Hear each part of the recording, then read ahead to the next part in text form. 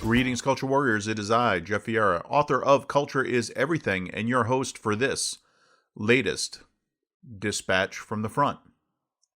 From time to time, we talk about values that are good for consideration for your own personal values as a professional. And so today, we'll go deep with some discussion on one of these values I think is very important to long-term success in business. And that value is humility. A couple of podcasts ago, a couple of weeks ago, we discussed the value of courage and how important it is to be bold, to be not afraid, to be willing to take on the biggest challenges, despite the fact that there's always a risk that we may fail at them. We talked about the notion that culture is primary among virtues that courage is primary among virtues because it is the virtue which guarantees all other virtues.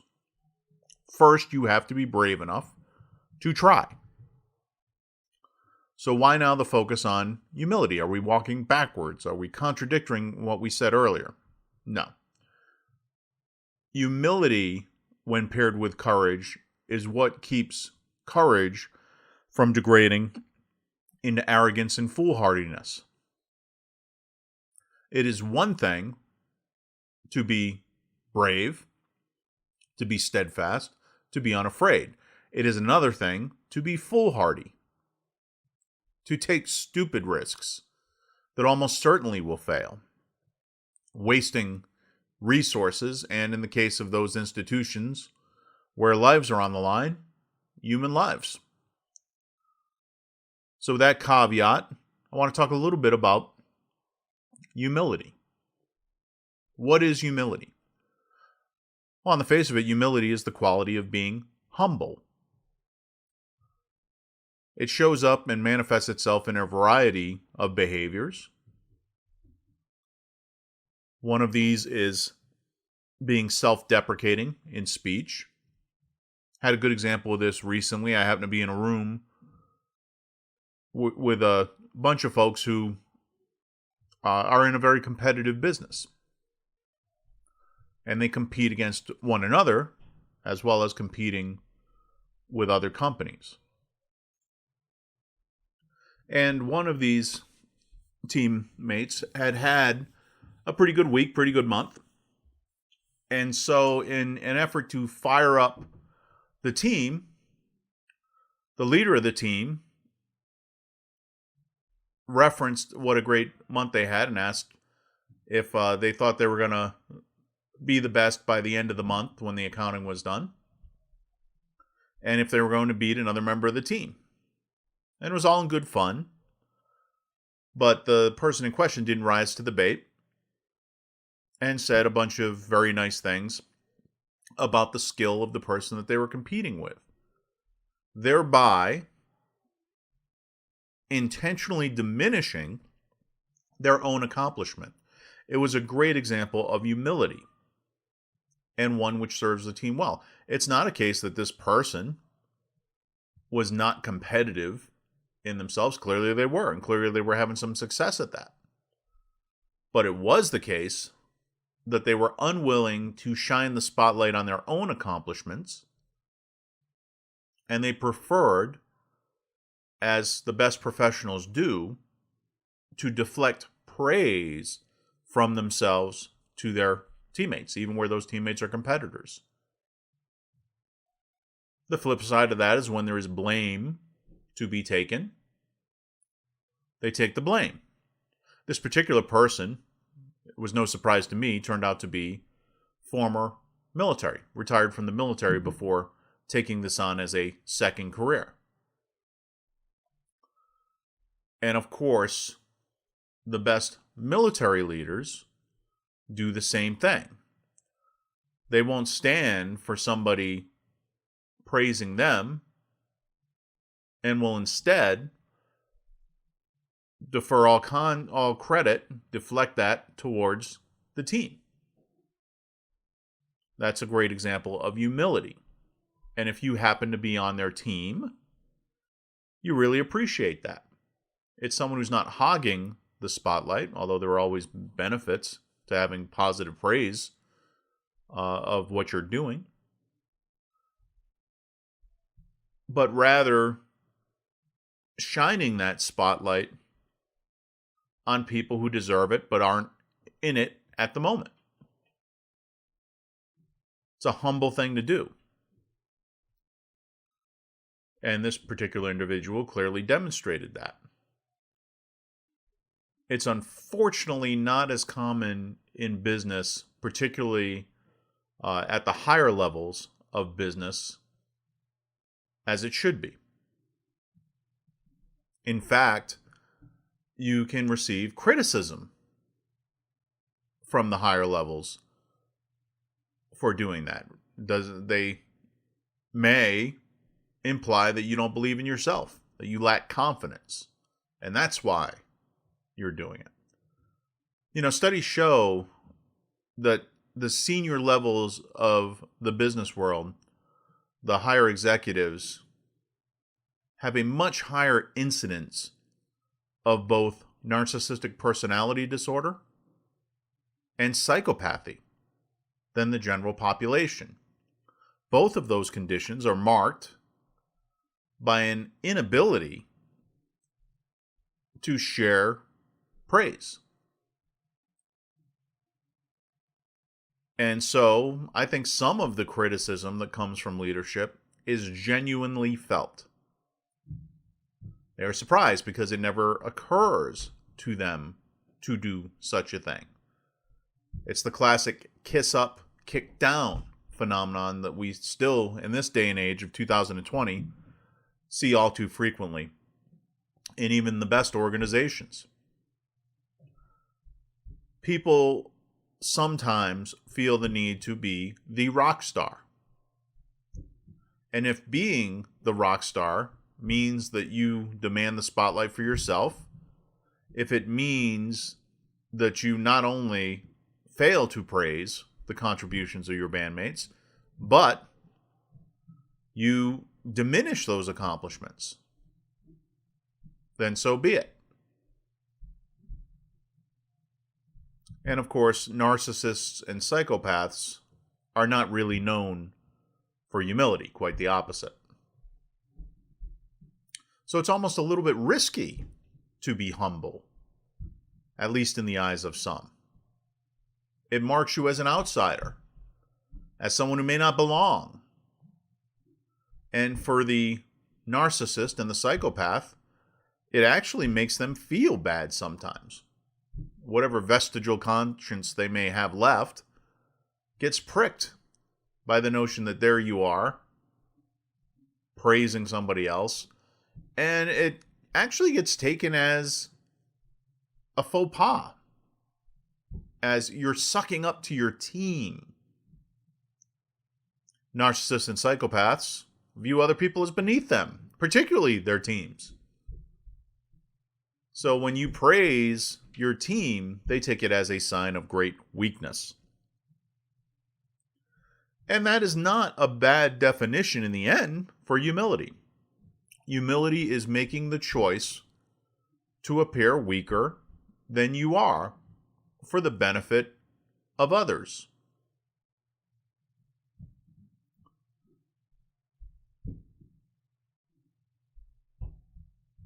So we see that in settings with our peers and with our superiors, having humility may set you apart. What does it do to non-narcissists and non-psychopaths when they see you being humble? I think it only warms their opinion of you. Because if you're not a narcissist and you're not psychopathic, you don't really appreciate people who are all out for themselves all the time, particularly when they're in leadership roles and it's supposed to be about the team and the large organization. I served in the Air Force for some time. I was an officer. And one of the things they taught us early on about leadership was that the senior ranking person eats last. There are a lot of functions in the military where food is served. It's a very popular thing, as you can imagine. People are generally active as part of their profession. And when you do get together, it's generally you're getting together because you have to eat anyway. So it's a good idea to have food for those things. And almost invariably, there are lines for that food. Set up everything pretty much buffet style, whether you're going through the chow hall line or whether it's a buffet that's set up on tables and you're proceeding through that. It's only the most formal functions where food is really brought to you. And we are taught, as young leaders, to care for our troops by making sure that they are taken care of first. And so that means that despite people in the military trying to honor your rank and almost pushing you to go first, you must demur. You must decline. And even though you may be starving, you must wait. Even though, man, that food looks fantastic and that's my favorite meal served at this place, well, you have to defer and hope that there'll be some left at the end. Because you need to look out for your troops. It's the same thing with regard to when you're in the field and you're looking for safe sleeping arrangements. You must, before going to sleep yourself, you need to make sure that all of your troops are taken care of. That everything that's been done, that needs to be done, so that they can make it through the night safely. And if you're in the army, if you're in the infantry, and you're in foxholes, where you dig a hole basically and fortify that with some sandbags or a berm, and you bed down for the night, then you go around personally and you make sure those folks are safe within the perimeter, that they don't have anything that would require them to be sent back for medical care, say, and that they can bed down for the night successfully. You've got somebody on garrison, you've got someone on watch, and then the rest of the platoon or the rest of the company can get to sleep. Only then do you fall down in your cot. And that's the other thing, too, is because the military has a culture of rank having privileges, often they try to grant the senior leader the better accommodation. You have to actively resist that. You have to choose the worst accommodation willingly. And the reason you do that is to keep in your own mind, as well as everyone else's, the model that we are there to serve those who serve under us. And yeah, it's no picnic. Sometimes you do wish that you could take that luxury accommodation. Like some of the generals in World War II, for example, who would stay in French chateaus while their troops were sleeping out in the dark. But we do this because it's important if you want to get people to actually follow you, to trust you. Troops who know that their officers are there to keep them alive and to make them as comfortable as possible so they can accomplish the mission, those are troops who will carry the day for you. Troops who suspect that you're only out for yourself, don't give a care about them except as it looks bad on your record and hurts your chances for promotion, well, those troops tend to find ways to sabotage you. It's human nature. There are many things that can go wrong. There are many ways that your team can make you look bad if they so choose. If you've been such a jerk to them that they prefer someone else coming in when you're relieved. And so these are realities of the military life that I think apply with perhaps lower stakes in the civilian world. So why is it when we go to company functions that you don't often see that same consideration given? In fact, it's remarkable when it is. You'll see leaders racing to be front of the line or to take the best position. So if there's a conference and, they're putting things up on the screen, then you sit in the very front seat so you have the best view rather than sitting, as I prefer when I can, as far back as I can so that I can see not only what's going on, but so that I can also see how my people are reacting to it. Because I want to know with their body language and how they respond, the questions they ask. I want to be able to see them. It's important information. So why is it so rare to see such humility? And why does it have a disproportionate impact when you do, in the positive sense? I think it's a couple of things. The American business culture in particular has a bit of an alpha male hangover to it, where there's a notion that if you show consideration, if you show humility, you're simply exposing weakness to others. We talked about it in the sense of the psychopath and the narcissist who naturally look for those weaknesses to exploit. But there's a broader cultural sense of it, that you should be more of a bulldog, more of a Rottweiler, and more aggressively carry yourself. And so if someone asks you if you're going to beat somebody else on your team, the answer is yes. Take it to the bank. Even though the consequence of that can only be to alienate people and reduce collaboration and teamwork. Because they get the perception that you're out for number one. There's very few industries and enterprises where being out for number one has no downside to it. We say often that business is a team sport. And so if you want to be a good teammate, well, you emulate somebody like, say, Tom Brady, widely considered to be the greatest quarterback to ever play the game in the National Football League. And when you watch Tom Brady's press conferences after a game, he does a couple of things. First off, he doesn't criticize any of his teammates. Oh, he does so back in the locker room and in private, but he won't do it in public in front of those microphones. Instead, he takes the blame and focuses on what he needs to do better. Now, Tom Brady is probably one of the most competitive people on the planet.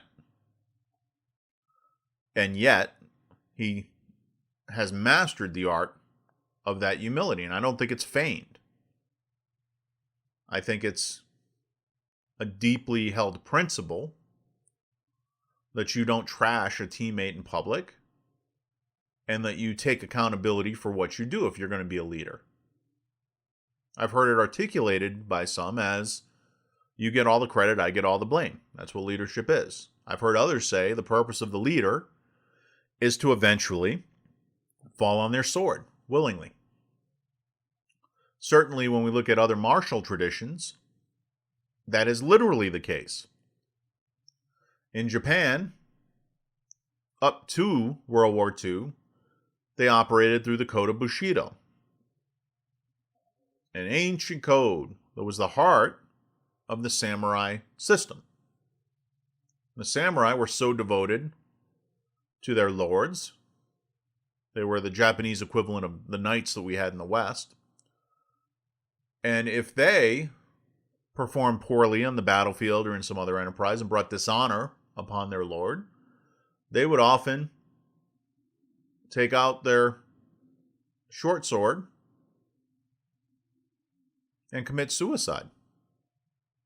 lay down their very life for a mere mistake in many cases. But that's how seriously they took that concept, probably to a extreme that has been found remarkable ever since.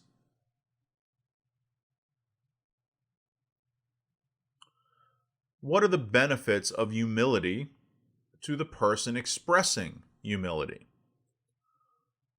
Number one, it keeps your ego in check. And often your ego is the number one thing you have to fight if you're going to be successful in this team enterprise of business.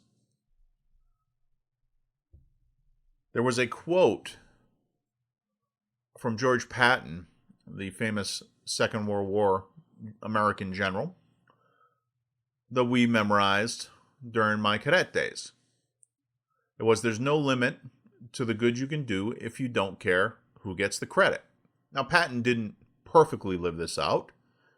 He had a very large ego, and he could be quite theatrical in his pursuit of the credit, particularly when it came to his competition with British Field Marshal Montgomery during World War II. But he was absolutely right. If you spend your time thinking about what the benefit to you personally is going to be in doing something, you miss out on many an opportunity. And if you just pile up those opportunities and successfully execute them, it will be recognized. Leaders are there to make their teams better. And that team performance is the number one thing a leader is graded on, not what they did personally. Their job is to lead the team. It's the biggest challenge we have in bringing new leaders up to speed, because often they were given a leadership opportunity on the basis of their own personal accomplishment. And leadership is a completely different thing. When you do something personally, when you mastered it and do it well, that's you individually exercising your skills. It's a completely different skill set to be able to get a team to do things better. If you think of an orchestra, a symphony orchestra, say, you have all these incredibly talented musicians,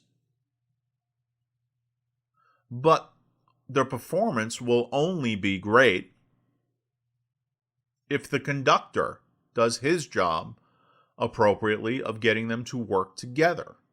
It does no good if everyone's playing the same song at a different tempo, or if the brass overpowers the woodwinds. It does no good. You won't enjoy the symphony if all you can hear is the timpanis. So the conductor, who often can play many of the instruments in the orchestra, part of their training, but the conductor's worth is based on what he can consistently get out of that particular group of musicians. And that's ultimately what the listener will hear. It's the product of that tremendous amount of work. And if you hear a conductor bowing after a piece and talking about the challenges he faced in bringing that to fruition and what a great job he did with the baton, well, you're probably not listening to a very good conductor.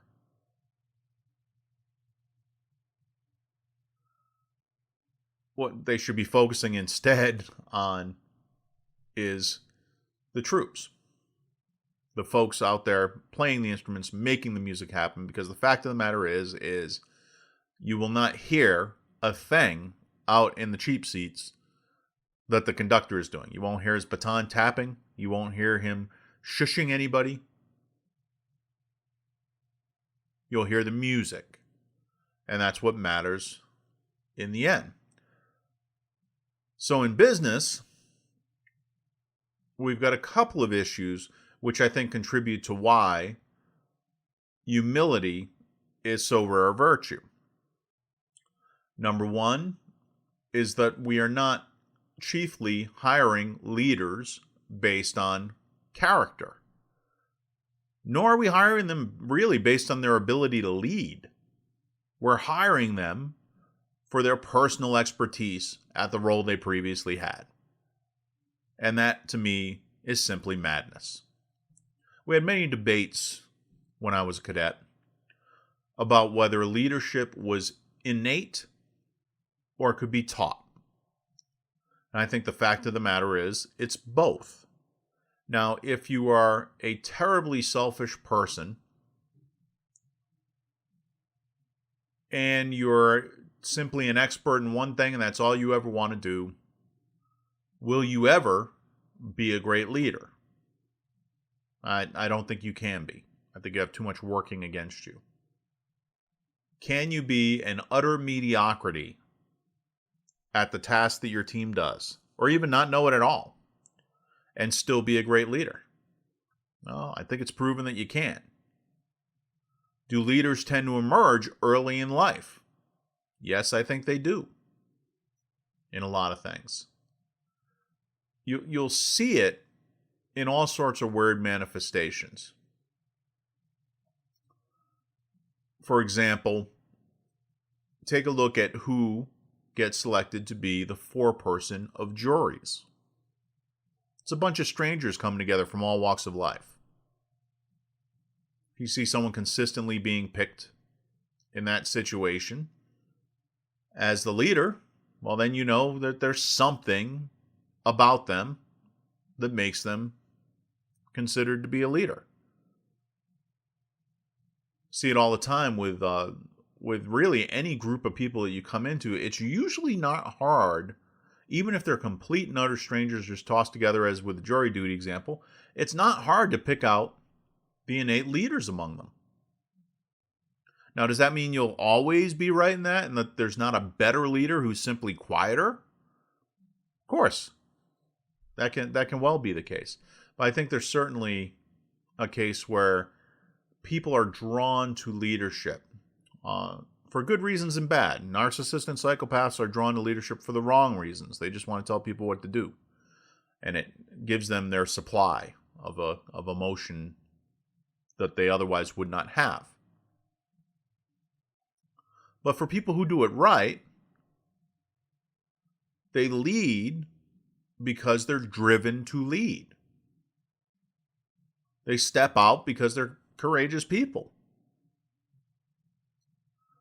They succeed because they care about people.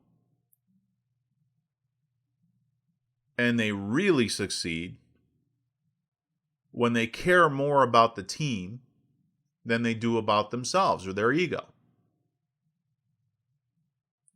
And we do a lot better off in the business world and in other areas of endeavor if we would simply consider, when selecting a leader for an organization, for a team, simple test. If the roles were reversed, would I want to work for this person? And if you can say yes, that person's likely to be a good leader. If you're just picking them because it's an area that you don't know a lot about and you just want it off your plate, and you just want somebody who you're confident will keep bad things from happening for a while until you get your next role, well, that's a terrible way to mint a leader. And I think, based on my experience, that is almost always how we pick leaders. It's a terrible error, and God knows how many millions of dollars it costs us. On the good side of it, sometimes if you alienate your natural leaders and don't give them the opportunity they need, they go elsewhere, and many of them become entrepreneurs, and many of them found great companies and do great things.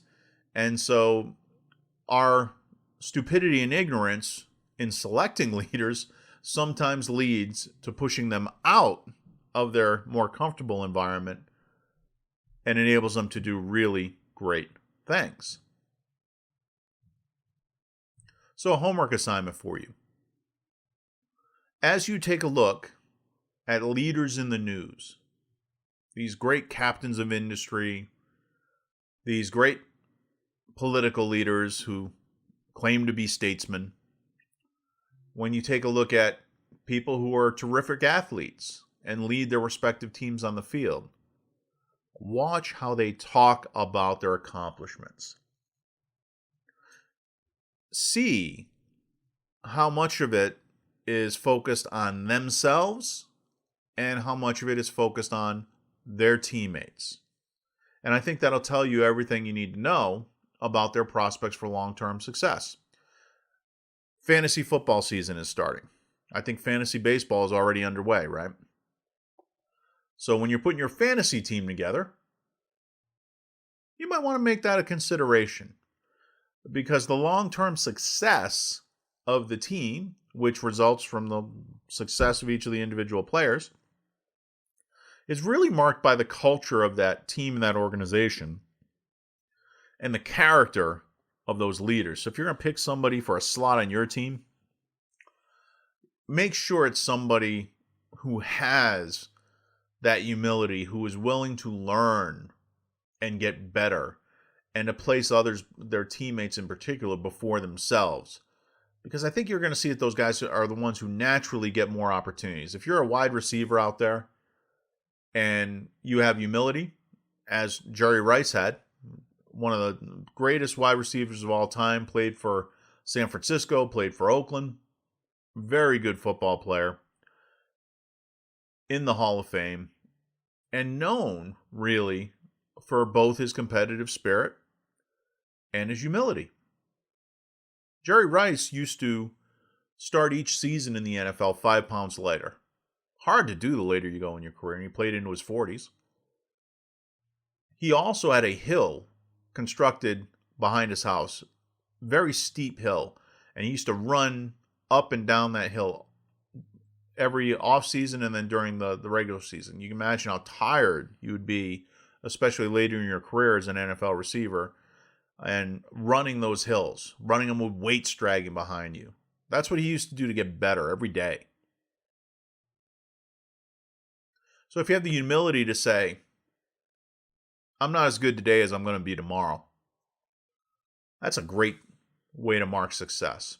I'd look at it in the business world as well, especially in challenging times such as this. If you see leaders who are focused on their people and helping their people to do great, you immediately think of a guy like Richard Branson for Virgin. Now that guy's got an ego probably the size of the state of Montana. And yet, he talks about the importance constantly of taking care of his people. And he lives it. There's stories about him legion, about him going out of his way to take care of his people. And that's probably why Virgin has been as successful as it is. So if you're looking for a stock to pick, it's not a bad idea to look for a stock where when the CEO talks on those earning calls or in the media especially, and if they're doing the same thing, if they're deflecting praise to the team, if they're sharing the spotlight with others, if they're humble, that's a good company to invest in. It's in good hands. In closing, leadership is partially a learnable skill. It's a set of behaviors that you can learn. I didn't know when I entered the academy about the importance of eating last. That's a learned behavior. And God knows when I'm hungry, it takes a little bit to learn it, but it sticks with you once you do. So you can learn humility. Indeed, in a variety of religions, that's one of the major teachings, is to help you put ego aside and to learn to be more humble, less prideful, less concerned about your own ego. When we talk about things like EQ, we're talking about the importance of considering others' emotions, not just being locked in your own head and worried about your own feelings. Those things can be learned. So if your ego gets in the way sometimes, if your pride makes it hard for you to do things, A great test of this is when you mess something up, how long does it take you to apologize to the people impacted? If it takes you a long time, if it's a grudging apology, if the only time you apologize is when you're caught red-handed and have no alternative, then you've got an issue with ego and you need to develop some humility, and you'd be well advised to look at some people who are known for their humility and do what you can to emulate them. We all have our weaknesses. We all have our obstacles in life. And if ego and pride are yours, it can really damage your career. For every leader out there who treats people like crap and still somehow manages to succeed, there are hundreds and thousands of others who didn't get there that way. Be like those people. I think ultimately they are far more successful, if only because you don't have people actively wishing for you to fail at that point. And if you happen to be one of those unlucky souls who are working at the moment for a narcissist or a psychopath, do yourself a favor and go get out and get another job. I know the job market is terrible. I'm experiencing it myself at the moment. But it is not worth it in the end to work for someone who doesn't have the humility and the grace to be worthy of the sacrifices that you're making. Because at the end of the day, a job and a paycheck is one thing, but culture is everything. Have a great day.